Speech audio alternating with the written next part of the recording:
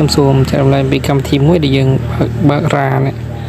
នៅពេលដែលវាដាក់ក្រមមីកាបៃនេះ MB នេះវាដាក់ថា AR ចឹងអានឹងកម្មវិធីរាបើយើងអត់មានទេយើងបើកមើលបានទេចឹងទេសម្រាប់ពួក Android យើងចូលទៅកាន់ Play Store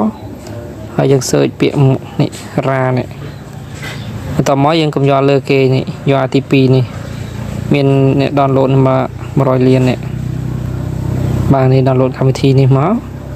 បន្តមកយើងចូលទៅកាន់ file យើងវិញហើយយើងចុច download មកបាទហើយចុចលើវាមកបន្តមកវានឹងឲ្យរើសអញ្ចឹងយើងរើសយករាយើង download ថ្មីនេះបាទហើយយើងយកខាងស្ដាំក៏បានឆ្វេងក៏បានដែរចុចលើវាមកបាទអញ្ចឹងយើងមានកម្មវិធីនេះយើងអាចចូលមើលឯកសារ